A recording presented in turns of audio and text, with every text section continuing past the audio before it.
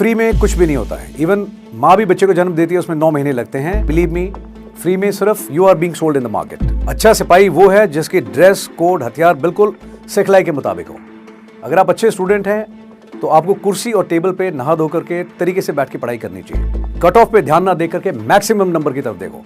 नजर ऊंची रहेगी, नंबर यकीनन ज्यादा आएंगे। कुछ लोग हैं जो 8 बजे उठते हैं, मैं उसको भी फेलियर मानता हूं। ज्यादा सिलेबस कवर करने के चक्कर में ना पढ़ करके आप जो भी पूरे दिन में पढ़ा है उसको एक रिवाइज करें। साइंटिफिक तौर पे ये बात सिद्ध है कि एक आदमी 84% तकरीबन एक दिन के अंदर जो पढ़ता है, जो समझ में आता है वो भूल जाता है। जो जितना बेवकूफ आदमी होगा उसके पास उतना ज्यादा रेफरेंस मटेरियल मिलेगा।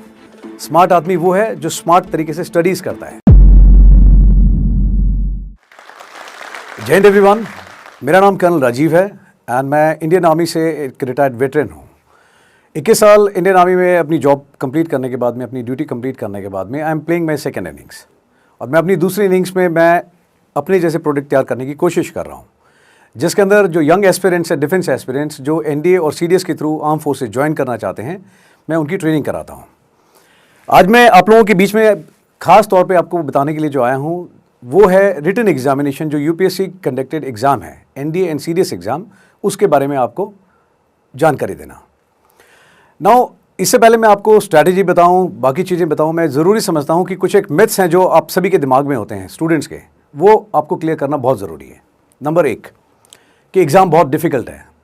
एग्ज़ाम कोई भी डिफ़िकल्ट नहीं होता। आप पूरे बचपन से पढ़ते हुए आ रहे हैं, class 1st, 2nd, 3rd, 5th, 10th, 12th board.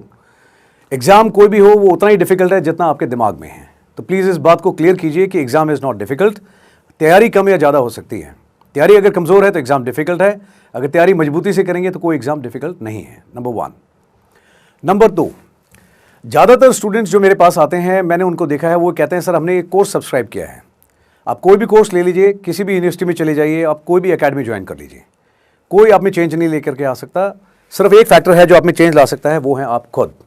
अगर आप खुद अपनी तैयारी ईमानदारी से करेंगे तो change is going to happen, it is bound to happen, वो पक्का होगा।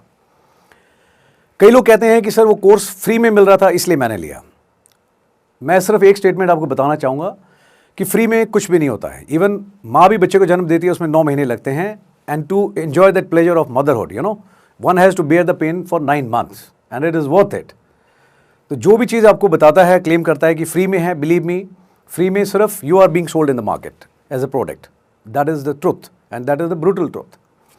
दूसरी चीज़, लोग बोलते हैं कि सर ब्रांड बहुत बड़ा है, उसमें बहुत सारे लोगों ने कोर्सेज लिया है, इट इज़ इकोनॉमिकल। एक सिंपल सी बात है, अगर आज से 25 साल पहले पुरानी बात करूं मैं, जब मैंने तैयारी करी थी, हमारे समय में कोई एकेडमी नहीं थी, कोई गूगल बाबा नहीं था, किसी तरह के कोई ऑनलाइन रिसोर्सेज नहीं थे। सिर्फ रेफरेंस की बेसिक किताबें थी। वो किताब पढ़ करके मैं और मेरे जैसे हज़ारों ऑफिसर्स हैं जो इंडियन आर्मी में आके ऑफिसर्स बने हैं। अगर हम बेसिक नीड्स के साथ में कर सकते हैं तो अगर आप अपना शिद्दत से और अच्छे से तैयारी करेंगे तो आप भी कर सकते हैं, यकीनन। नाउ तैयारी कैसे करनी चाहिए? अगेन आपको बताया जाता है, कोई कहता है 7 दिन का क्रैश कोर्स, कोई कहता है 100 दिन में गारंटेड आपकी सक्सेस। सक्सेस की कोई गारंटी नहीं होती। सक्सेस की गारंटी सिर्फ आप दे सकते हैं और वो तब आएगा जब आपका काम करने का तरीका ठीक होगा। तो सबसे पहले मैं आपको ये बताऊंगा कि तैयारी कैसे करनी चाहिए। ये 30 दिन, 60 दिन, 100 दिन का जो आप कैप्सूल लेकर के चलते हैं, हर एक इंडिविजुअल का पढ़ने का तरीका, खुद की काबिलियत सब अलग होती है। किसी को बात जल्दी समझ में आती है, किसी को समय ज़्यादा लगता है। तो आप खुद अपनी जांच कीजिए और देख लीजिए कि आपको कौन सा सब्जेक्ट या ओवरऑल जो सिलेबस है कवर करने में कितना टाइम लगेगा, आपकी कॉम्प्रिहेंशन पावर कितनी है, आप कितनी देर पढ़ाई करते हैं। ये सारी चीज़ें हैं जिसके बेस पे तय होगा कि आप 60 दिन में कंप्लीट करेंगे या 100 दिन में। बट एक बेसिक जो ब्रॉड स्ट्रेटेजी है वो मैं आपको अभी बताता हूँ। नंबर 1, अगर मैंने तैयारी करनी है, मैं सबसे पहले क्या करूँगा, मैं सबसे पहले इंडियन आर्मी या एयरफोर्स या नेवी की ऑफिशियल वेबसाइट पर जाऊँगा, डायरेक्ट फ्रॉम हॉर्सेज माउथ, बजाय किसी एकेडमी या किसी ऑनलाइन सोर्स में जाने के लिए। जो आपका एग्ज़ाम लेगा उस एजेंसी के द्वारा आपके लिए जो मापदंड बताया गया है, जो सिलेबस है, मैं उसकी कॉपी, एक प्रिंट आउट निकालूंगा। प्रिंट आउट निकालने के बाद में आपको देखना चाहिए कि क्या उसके अंदर ऐसे सब्जेक्ट्स हैं, सब्जेक्ट वाइज आपको देखना चाहिए डिटेल में कि इस सब्जेक्ट के अंदर 1, 2, 3, 4 ये 4 वो चीज़ें हैं जो मेरी पकड़ में हैं, मेरा कोर कॉम्पिटेंसी है और इसके अंदर मैं बिल्कुल यकीनन बहुत अच्छा करूँगा। दूसरी चीज़, आपको अपने ग्रे एरियाज आइडेंटिफाई करने चाहिए कि ये वो सब्जेक्ट हैं जिसके अंदर मेरी कमज़ोरी है। आपको वो अलग से फ्लैग करना चाहिए ताकि आप उस पर ज़्यादा जोर लगा सकें, ज़्यादा उसको अच्छे से अपनी पकड़ मजबूत कर सकें। पहली चीज़, ज़्यादातर स्टूडेंट्स को मैंने देखा है, उनको ये भी नहीं पता होता कि कहाँ से उन्होंने सिलेबस निकालना है। वो गूगल ओपन सोर्सेज से लेते हैं। नो, गलत तरीका। आप जो वेबसाइट है ऑफिशियल, वहाँ से निकालिए एक सिलेबस की कॉपी और एक पुराना सैम्पल पेपर। 2 चीज़ें लड़ाई के लिए बहुत ज़रूरी हैं। और उसके बाद में सिलेबस निकालने के बाद में पहली चीज़ जो मैं आपको सजेस्ट करूँगा वो आपको ये करना चाहिए, अगर 3 घंटे का आपका एग्ज़ाम है, आप लड़ाई में जिस हालत में आपने जाना है, बिल्कुल उन्हीं परिस्थितियों में आपको लड़ाई के लिए तैयारी करनी चाहिए। एक अच्छा और काबिल स्टूडेंट मैं उसको मानता हूँ जो 3 घंटे का पेपर बिल्कुल टेबल कुर्सी पे बैठ के एक बारी में अटेम्प्ट करके देखे। बिफोर यू स्टार्ट प्रिपेयरिंग, सबसे पहली चीज़ आपको ये करनी चाहिए। इसको करने से 2 चीज़ें होंगी। पहली चीज़, आपको पता लगेगा कि आपका प्रेजेंट लेवल ऑफ प्रिपरेशन कितना है। आपको आइडिया होगा कि 100 में से 50% मेरी तैयारी है, या 60% है, या 40% है। आपको अपनी प्रेजेंट रियलिटी चेक हो जाएगा और आपको अपनी कमज़ोरी भी जाहिर हो जाएगी। अगर आपको ये 2 रियलिटी चेक आप ठीक से कर लेते हैं तो आप अपनी तैयारी उसी मुताबिक अच्छी कर पाएंगे। दूसरी चीज़, सिलेबस लेने के बाद में और एक टेस्ट देके रियलिटी चेक करने के बाद में आपको अपनी पढ़ाई के लिए एक माहौल बनाना चाहिए। ज़्यादातर स्टूडेंट्स हैं जो 2 नंबर से या 3 नंबर से रहते हैं और कंप्लेन करते हैं बाद में कि सर सिर्फ 3 नंबर से मैं रह गया। एंड मैंने उनको रोते हुए देखा है, बट मैंने उनको कभी सिंपैथी नहीं दी। मैंने हमेशा डांट ही लगाई है और ये बताया है कि अगर 3 नंबर से, 5 नंबर से, 10 नंबर से फेल हुए हैं, उसके 2 मेजर रीजंस हैं। नंबर 1, जो बार बार इन्वायरमेंट में बताया जाता है थ्रू डिफरेंट सोर्सेज कि कट ऑफ इस साल इतना गया है, दैट इज नंबर 1 रीजन। और दूसरी चीज़, आपका तैयारी करने का तरीका। 100% जिम्मेदारी आप ही को लेनी पड़ेगी अगर आप ये 10 या 15 नंबर से अगर रह गए एग्जाम में। मैं ये जानना चाहता हूँ और बताना चाहता हूँ आपको कि जो बेस है कट ऑफ, अगर 300 नंबर का एग्जाम है, अगर आपको बताया जाता है 120 कट ऑफ है, आप कट ऑफ के बारे में क्यों सोचते हैं? जब आप कट ऑफ के बारे में सोचते हैं तो आपका माइंडसेट उसी लेवल पे जाता है, आप तैयारी ही 120 के हिसाब से करते हैं। अब दैट इज एब्सोल्युटली डिजास्टर, गलत बात है। जब 300 है तो आपकी नज़र अगर ऊंची रखोगे तो 300 नंबर आपके ज़्यादा से ज़्यादा लेने की कोशिश करनी चाहिए ताकि आप बार सेट कर सकें दूसरों के लिए, ना कि बेस पे देखें, वो गलत बात है। दूसरी चीज़, पढ़ाई करने का तरीका। कई लोग हैं जो कुर्सी पे, सोफे पे, अपना बेड पे अलग अलग जगह बैठ करके पढ़ाई करता है। Now that is not how good student should study. अच्छा सिपाही वो है जिसकी ड्रेस कोड, हथियार बिल्कुल सिखलाई के मुताबिक हो। अगर आप अच्छे स्टूडेंट हैं तो आपको कुर्सी और टेबल पे नहा धो करके तरीके से बैठ के पढ़ाई करनी चाहिए। एक अच्छा बॉडी पोस्चर होना चाहिए, रेफरेंस की किताब के सिवाय बाकी टेबल पे कुछ नहीं होना चाहिए। अगर उस माहौल पे पढ़ोगे, टेबल पे अगर आप सीधे बैठ के पढ़ाई करेंगे, मैं गारंटी देता हूँ आपको कि आपका बॉडी पोस्चर ठीक रहेगा, आपको जिम्मेदारी का एहसास होगा कि मैं किसी काम करने के लिए बैठा हूँ, not to waste time. That's very very important. और दूसरी चीज़, कट ऑफ पे ध्यान ना दे करके मैक्सिमम नंबर की तरफ देखो। नज़र ऊंची रहेगी, नंबर यकीनन ज़्यादा आएंगे। ना पढ़ाई करने का तरीका, ज़्यादातर स्टूडेंट से मैं जब पूछता हूँ कि आपका पढ़ने का तरीका क्या है तो वो बताते हैं सर मैंने इतने दिन में कोर्स किया था, फिर मैंने मॉक टेस्ट दिए थे और उसके बाद में फिर मैंने सर ये किया था। एंड व्हेन आई आस्क कि रिवीजन कितनी करी, तो ज़्यादातर स्टूडेंट्स का कहना होता है सर रिवीजन तो सर 1 बार करी थी या 2 बार करी थी। गलत तरीका है। बड़ा सिंपल सा एक तरीका बताता हूँ जो मैंने 1 बार नहीं कई बार ट्राई करके देखा है। जब स्कूल में था तब भी, कॉलेज में भी, और उसके बाद में फ़ौज में भी, प्रोफेशनल कोर्सेज में भी। और मैं कभी उस चीज़ में, मुझे नहीं लगता कि मुझे कभी फेलियर का सामना करना पड़ा। प्रोसीजर बहुत सिंपल सा है। अगर 24 घंटे हैं, 24 घंटे हर एक स्टूडेंट और हर एक कैंडिडेट के पास में है जो एग्ज़ाम की तैयारी करता है, बट उस 24 घंटे में आप उसका फ़ायदा कैसे उठाते हैं, तैयारी कैसे करते हैं, वो फ़र्क डालता है। एक स्टूडेंट है जो कोशिश करता है कि 24 घंटे में ज़्यादा से ज़्यादा पढ़ना है। दूसरा स्टूडेंट है वो कहता है मुझे ज़्यादा सिलेबस कवर नहीं करना, लेकिन रिवीजन ज़्यादा करनी है। आप यकीन मानिए, जो आदमी रिवीजन ज़्यादा करता है वो डेफिनेटली नतीजा निकाल देगा। Now I tell you why and how. एक अच्छा स्टूडेंट मैं उसको मानता हूँ जो जब तैयारी करता है, सुबह जब आप तैयारी करते हैं, सुबह सबसे पहले वो सब्जेक्ट उठाना चाहिए जो सबसे मुश्किल है आपके लिए। क्यों? उस समय दिमाग फ्रेश है, किसी तरह का कोई कमिटमेंट नहीं है, कोई लोड नहीं है, तो मैक्सिमम टाइम आपको उस समय उसको देना चाहिए जो सब्जेक्ट आपके लिए हैवी है। आपकी कॉम्प्रिहेंशन पावर ज़्यादा रहेगी, रिटेंशन अच्छी रहेगी आपकी, और आप ज़्यादा कवर कर पाएंगे। एंड जो लाइट सब्जेक्ट्स हैं जैसे जनरल अवेयरनेस या अपनी काबिलियत के मुताबिक, वो आपको तब पढ़ना चाहिए जब आप थोड़ा हैवी मोमेंट्स हैं आपके लिए, कि आपने खाना खाया हुआ है, आप थोड़े थके हुए हैं। That time you can absorb such subjects. Now पूरे दिन में आपने जो भी रूटीन बनाया है वो रूटीन बनाइए, stick to that routine, very very important. एक अच्छा रूटीन बहुत ज़रूरी है। अच्छा रूटीन का मतलब ये है कि आप टाइम पे उठें। कुछ लोग हैं जो 8 बजे उठते हैं, मैं उसको भी फेलियर मानता हूँ। एक स्टूडेंट जो 4 बजे उठ करके तैयारी करता है, अगर जो 8 बजे उठ रहा है वो 4 घंटे ऑलरेडी आपसे आगे है। अगर एक दिन में 4 घंटे हैं तो आप हिसाब लगाइए, एक हफ्ते के अंदर 7 दिन है, 28 घंटे। एक हफ्ते में 28 घंटे आपसे ज़्यादा आउटपुट दे रहा है। जब मैं आपसे पूछूंगा तो आप खुद बोलेंगे सर चांसेस उसके हैं ज़्यादा आने के। 28 मल्टीप्लाई बाई 30, आप देख लीजिए आप किधर स्टैंड करते हैं। सो एक अच्छा रूटीन होना बहुत ज़रूरी है। जल्दी उठना चाहिए, 24 घंटे में आप रिवाइज जब करते हैं, ज़्यादा से ज़्यादा सिलेबस आपको कोशिश करना चाहिए आप अपनी रूटीन और जो स्ट्रैटेजी बनाई उसके मुताबिक कवर करें। शाम को कम से कम 2 से 3 घंटे आपको पक्का ऐसे प्लान करना चाहिए कि आपने पूरे दिन में जो पढ़ा है, ज़्यादा सिलेबस कवर करने के चक्कर में ना पढ़ करके आप जो भी पूरे दिन में पढ़ा है उसको एक रिवाइज करें। Now the third thing what you should do is, जब आप सो जाते हैं और सुबह उठते हैं with a fresh mind, first thing rapid revision, very very important. सुबह 1 या 1.5 घंटा लगा के जो आपने रात को पढ़ा था, पूरा पढ़ा है पिछले दिन, आप उसको तेजी से एक बार रिवाइज कीजिए। जब आप इस तरह से करते हैं तो 3 रिविजन्स आप 24 घंटे की साइकिल में करते हैं। अब मैं अगर सवाल पूछूं आपसे, आप खुद पूछ के देखिए अपने आप से, कितने लोग ऐसे हैं जो इस तरह से रिवाइज करते हैं? नहीं करते, 99% नहीं करते हैं।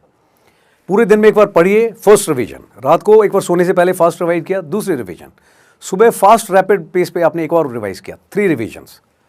साइंटिफिक तौर पे ये बात सिद्ध है कि एक आदमी 84% तकरीबन एक दिन के अंदर जो पढ़ता है, जो समझ में आता है वो भूल जाता है। लेकिन जब आप 3 बार रिवाइज करते हैं तो आपकी रिटेंशन पावर ज़्यादा रहती है। तो जब आप 3 रिवीजन करते हैं एक दिन में तो आपका आउटपुट डेफिनेटली ज़्यादा आएगा और ये चीज़ आपको ज़्यादा मार्क्स दिलाएगी, मार्क्स में, कंपटीशन में। That is one. जैसे जैसे आपका सिलेबस कवर होता जाता है, लेकिन आप रिविजन्स अपनी कम करते जाते हैं। फौज के अंदर एक एग्ज़ाम होता है, डिफेंस सर्विसेज स्टाफ कॉलेज, तकरीबन 6 सब्जेक्ट्स होते हैं टोटल और तकरीबन 3000 पेज से भी ज़्यादा सिलेबस होता है, दुनिया भर के सब्जेक्ट्स हैं। एंड उसको इतना रिवाइज करते हैं लोग, पूरी साल भर तैयारी करते हैं कि 3000 को 30 पेज में सिमटा देते हैं। That is how you should make notes. बहुत सारे लोगों को वहम है कि मेरे पास ज़्यादा बुक्स हैं, ज़्यादा नोट्स हैं तो मेरी तैयारी अच्छी होगी। नहीं, हिंदी में कहावत है कि बेवकूफ़ आदमी का बस्ता भारी। जो जितना बेवकूफ़ आदमी होगा उसके पास उतना ज़्यादा रेफरेंस मटेरियल मिलेगा। स्मार्ट आदमी वो है जो स्मार्ट तरीके से स्टडीज़ करता है। आप अपने सब्जेक्ट को कंसाइज कीजिए। पढ़ने में बड़ा सिंपल सा असूल है।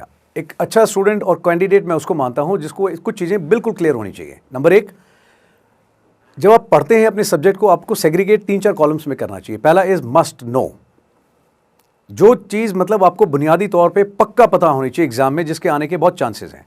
आप पुराने पेपर्स देखेंगे तो कुछ चीज़ें बार बार रिपीट होती हैं, that is must know.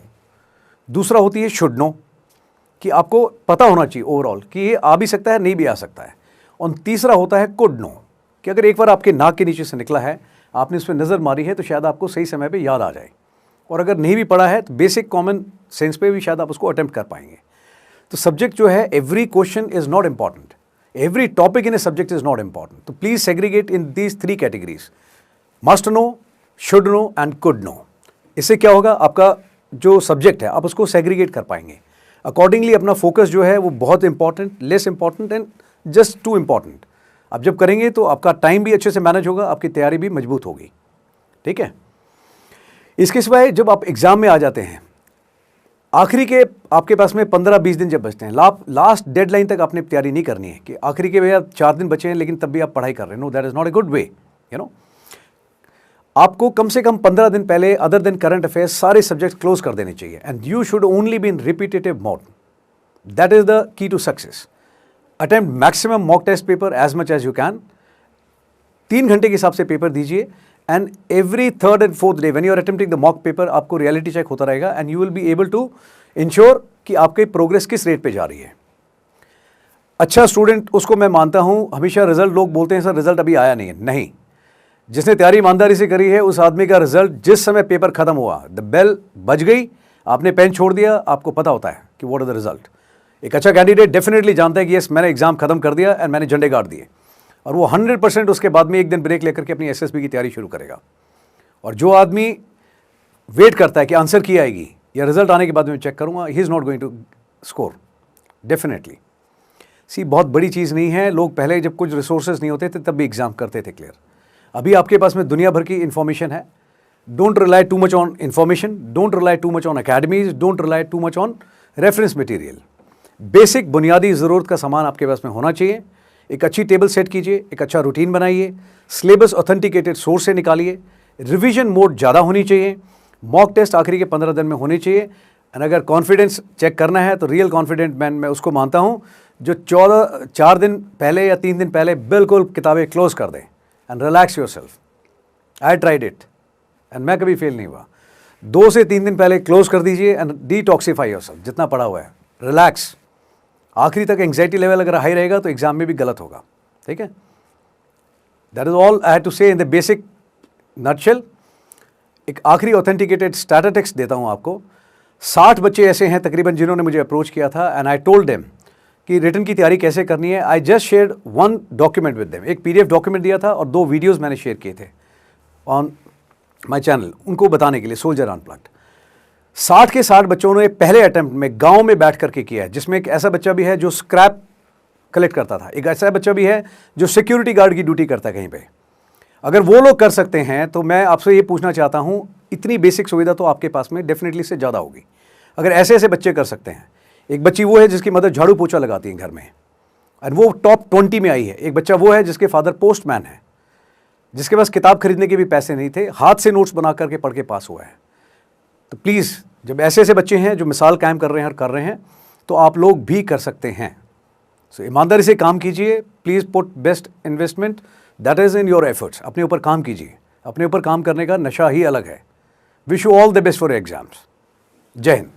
Hello aspirants, हम में से बहुतों का सपना है IAS ऑफिसर बनना, लेकिन ये जर्नी बहुत महंगी है और इसीलिए बहुत एस्पिरेंट्स ने हमें रिक्वेस्ट किया कि क्या हम एस्पिरेंट्स को हेल्प कर सकते हैं फाइनेंशियली उनकी जर्नी में।